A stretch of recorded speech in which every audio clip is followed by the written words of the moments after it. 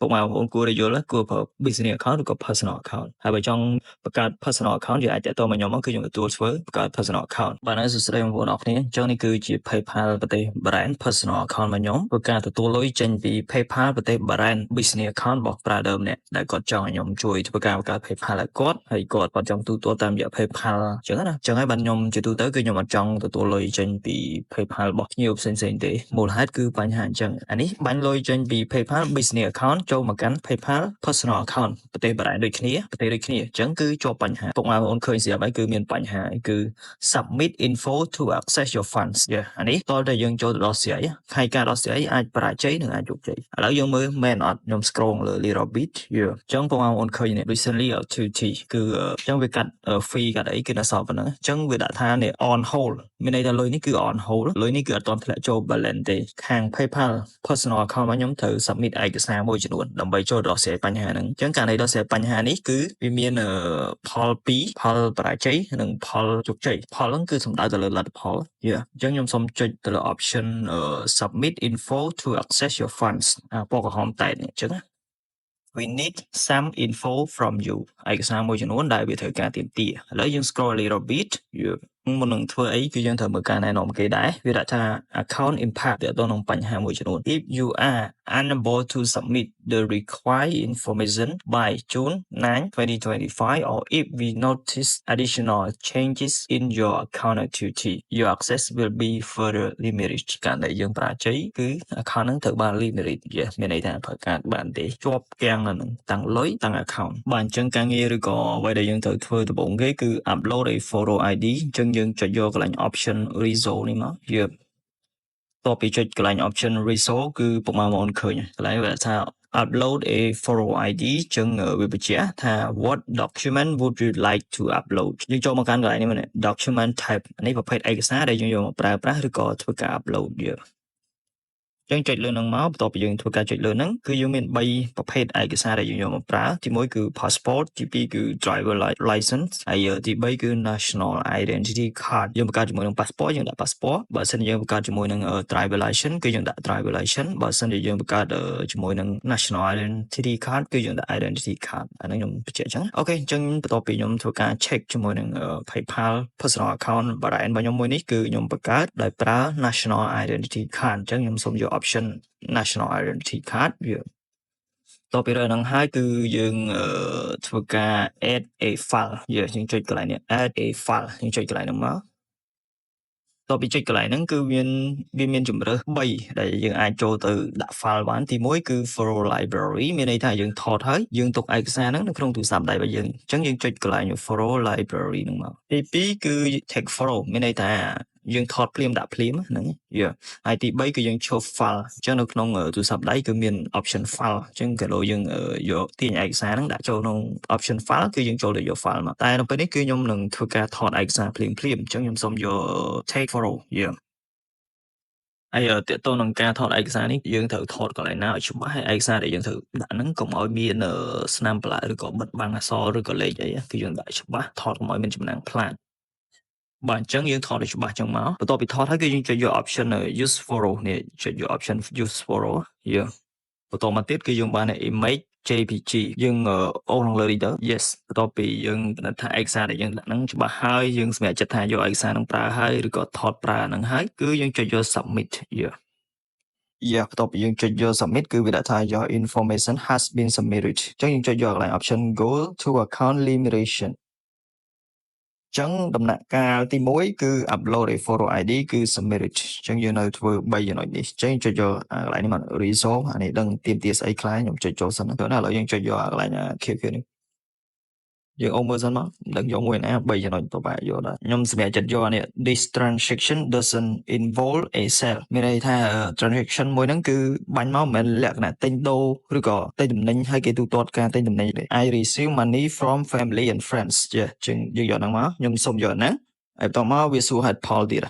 scroll លើតិចមកវាសួរហេតុផល Tell us why this transaction was made ហេតុអីបានយើងបាញ់អាហ្នឹងមកឬក៏យើងធ្វើការទូទាត់ហ្នឹងឲ្យសួរទៅប៉ែមែនវាឲ្យយើងនិយាយហេតុផលស័ក្តិសមមួយកំពុងគិតត្រូវសេមិនឲ្យត្រូវសុំសេប៉ុណ្ណឹងខ្ញុំសរសេរថា I would like to send some money to my family and friend បន្តមកយើងចុចយក continue នេះមក Yeah ចឹងកន្លែងនេះយើងឃើញកន្លែងនេះគឺ tick នេះ transaction ID គឺ tick ចឹងចុច submit មកចឹងវាដាក់ថា your information has been submitted ចឹងយើងចុចយកកន្លែង option go to account limitation បាទចឹងខ្ញុំសូមចូលមកកាន់ការដោះស្រាយដំណាក់កាលទី3សូមចុចយក option resolve កន្លែងនេះវាឲ្យយើង provide proof of purchase from your supplier យើងចូលមកកាន់កន្លែង transaction ID នេះមកតោះមកយើងអូនលើមកប្រាវមកអញ្ចឹងកន្លែងនេះគឺមាន3 option ដែលយើងគួរតែរើសតែខ្ញុំប្រហែលជាបន្ថយយក option ទី3នេះហើយអញ្ចឹងខ្ញុំសូមចុចយកហ្នឹងហើយកន្លែងនេះវាឲ្យយើង detail យើងសរសេររៀបរាប់តែមែនទេ I would like to receive money from family and friends សេរប៉ុណ្ណឹងបានបាច់សេរច្រើនដូចវាតោះមកយើងចូលមកកាន់កន្លែង option add a file កន្លែងនេះ file យើងអាចដាក់ជា JPG GIF PNG ហើយនិង PDF អូខេអញ្ចឹងឯកសារខ្ញុំ download ខ្លះហើយអញ្ចឹងខ្ញុំអាចសាកល្បងយកមកប្រើសិនអញ្ចឹងសូមចុចយក option add a file តោះមកកន្លែងនេះវាមាន3 option ដែលយើងចូលទៅយក file គឺទី1ចូលទៅយក photo library បើសិនជាកាលនេះយើងថតទុកអីចឹងទៅទី2គឺយើងថតភ្លាមដាក់ភ្លាមទី3គឺយើងចូលទៅយកនៅកន្លែង option file អញ្ចឹងខ្ញុំសូមយក option choose file ព្រោះខ្ញុំ download ឯកសារទុកយើងអញ្ចឹងនេះគឺជា file ដែលខ្ញុំ download ទុកខ្ញុំសូម select យកហ្នឹង Wow was it file must be a JPG PDF ចឹងហ្នឹង PDF តើហើយវាឲ្យចុចម្ដងនេះអានេះមិន PDF ហ្នឹង PDF អត់ឲ្យអញ្ចឹងខ្ញុំនឹងធ្វើវាទៅជា JPG វិញអូខេឥឡូវខ្ញុំធ្វើជា PNG ហើយសូមយក add file ម្ដងទៀតខ្ញុំសូមចូលមកកាន់កន្លែង photo library ព្រោះខ្ញុំ save ទុកក្នុងហ្នឹងបន្ទាប់មកខ្ញុំសូមចុចយករូបនេះ PNG ហើយខ្ញុំសូមចុចយក done ចឹងវាឲ្យវាថាអូខេណាចឹងអូនលើតិចមកអូនលើ little bit តោះមកចុចយក submit ចុចយក submit មកយើងចុចយក option go to account limitation ចឹងយើងឆ្លងកាត់3ដំណាក់កាលហើយដំណាក់កាលទី1គឺ upload a photo ID ដំណាក់កាលទី2គឺ